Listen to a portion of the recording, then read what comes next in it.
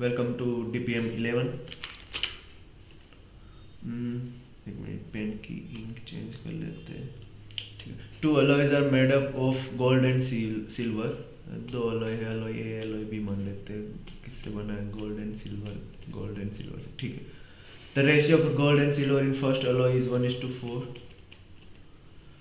and in the second alloy is 2:3 gold and silver का. In hot ratio the alloy should be mixed to obtain the new alloy in which the ratio of silver and gold का ratio 9:5। उसका मतलब gold and silver का ratio क्या होना चाहिए? 5:9 होना चाहिए। तो गोल्ड सिल्वर का पियर्सन स्क्वायर मेथड लगा देते हैं। इसमें कुछ नहीं है। 1/5 अभी गोल्ड है, इसमें 2/5 इसमें गोल्ड है, और इसमें 5/14 गोल्ड चाहिए। ठीक है। 1/5 यानी कि 0.2, 2/5 यानी 0.4। देखो 1/14 कितना होता है? 7.28 है ना। 100/14 0.7 जीता। 0.7 इंटू 5 0.35। उसका मतलब क्या हुआ? 0.4 माइनस 0.35 करना है तो 2/5 माइनस 5/14 करना पड़ेगा, और यहाँ 5/14 माइनस 1/5। ठीक है। तो ये 25 माइनस 14 कितना? 9/70। ये कितना? 28 माइनस 25 3/70। तो ये रेशियो क्या आएगा? 3:9 का रेशियो ए और बी को मिलाया तो हमारा जो रेशियो है 5:9 गोल्ड और सिल्वर का वो मिल जाएगा, है ना। तो 3:9 में मिलाना पड़ेगा। 3:9। A train crosses a bridge 430 and 550 meter long in 30 second and 36 second respectively. Find the speed of train. Very common question. देखो मान लो length of the train L है, speed of the train S है। अब ये 430 metre लंबा bridge उसको cross करना है, प्लस उसकी लेंथ भी होगी। वो क्रॉस करने के लिए उसका कितना? 30 सेकंड लगा। तो डिस्टेंस डिवाइड बाय टाइम क्या होगा? स्पीड।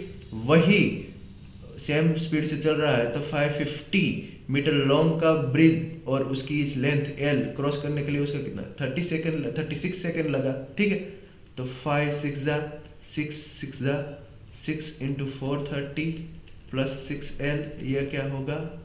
5 into 550 plus 5L। तो L इज इक्वल टू क्या है? 5 इंटू 550 माइनस, अगर 5 कॉमन निकाल लिया तो क्या बचा? 5 इसमें से डिवाइड बाई 5 किया कितना? 86 इंटू 6 कितना होगा? 86 इंटू 6 516। ठीक है। L is equal to 5 common निकाल लिया, 550 माइनस 516 कितना हो जाता है? 34 इंटू 5 कितना होगा? 170। ठीक है। तो 170 मीटर उसकी लेंथ है। अब कोई एक इक्वेशन में रख दो। Speed is equal to 430 plus 170 divide by 30 second. तो 430 प्लस ये कितना होगा? 600 डिवाइड बाई 30 कितना? 20 मीटर पर सेकेंड। ये उसकी स्पीड हो जाएगी। ये हमारा आंसर है।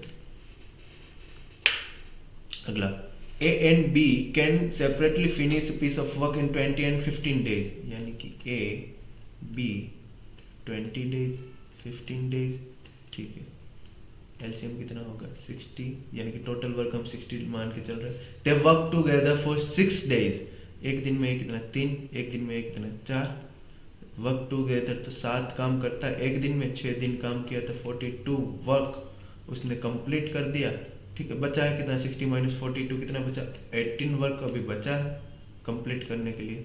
ठीक है। तो अब बोल रहे हैं after which B and C, B was replaced by C, यानी कि बी निकल गया और सी आया है कोई। If the work was finished by in next 4 days, यानी कि अब 4 दिन कौन काम करेगा? ए प्लस सी काम करेगा। ठीक है।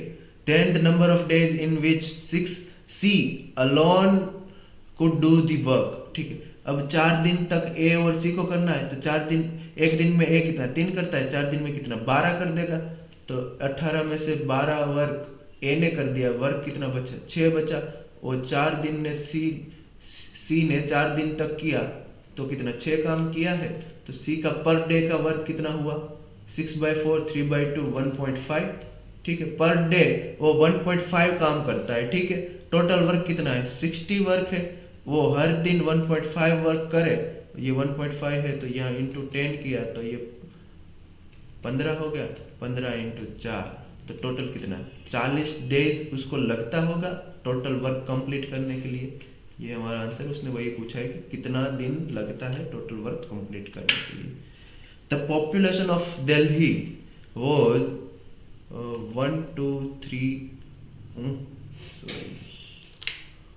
1283575। कब है 1 Jan 2011।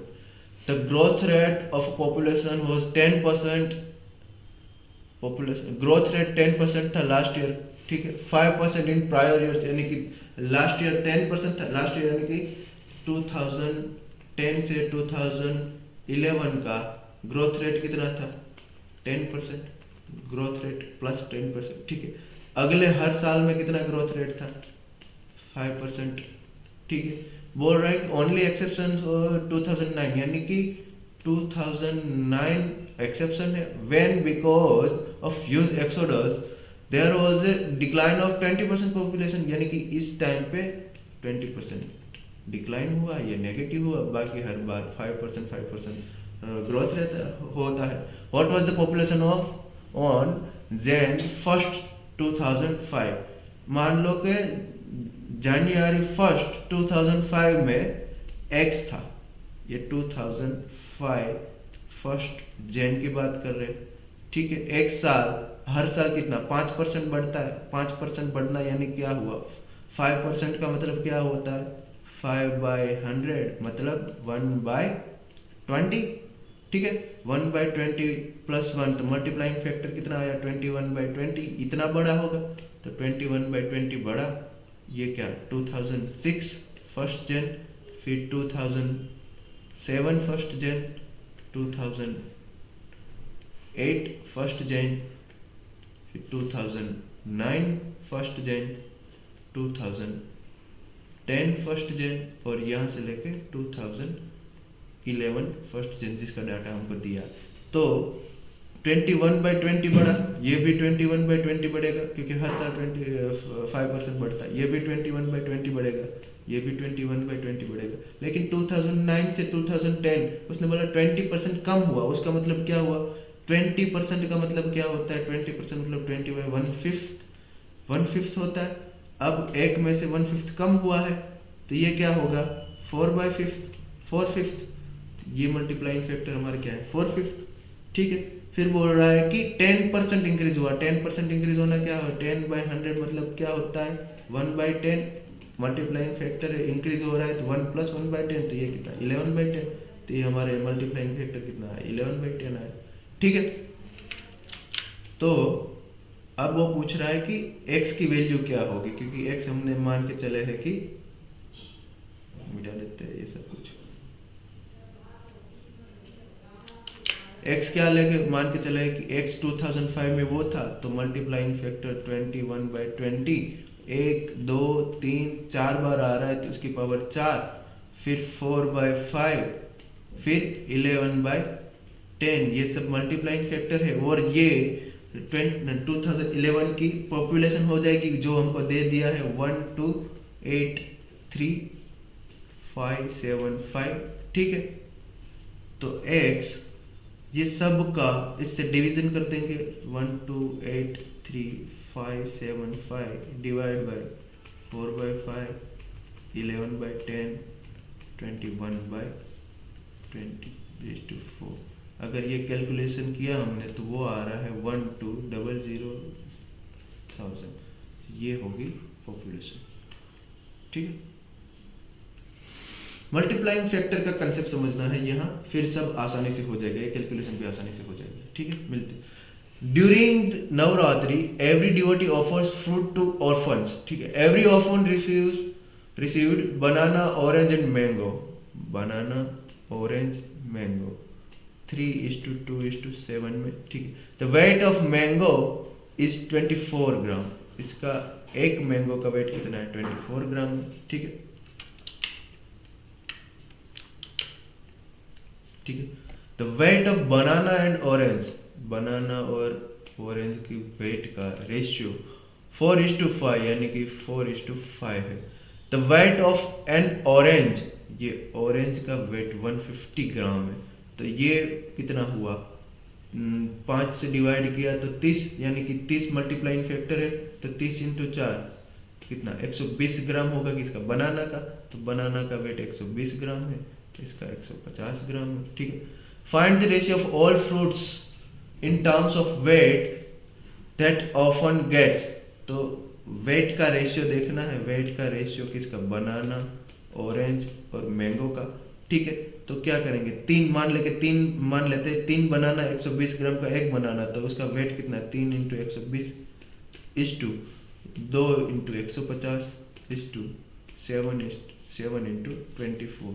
ठीक है, तो अगर 4 से डिवाइड किया तो ये कितना? 30। 4 से डिवाइड किया तो ये 2 गए, ये 75।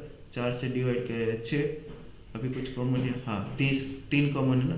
3 से डिवाइड किया तो ये 3, ये 25 और ये 2। तो रेशियो क्या बना अभी? 30:25:14। ठीक है, ये रेशियो बनेगा। ये हमारा आंसर होगा। मिलते हैं अगली टिप में।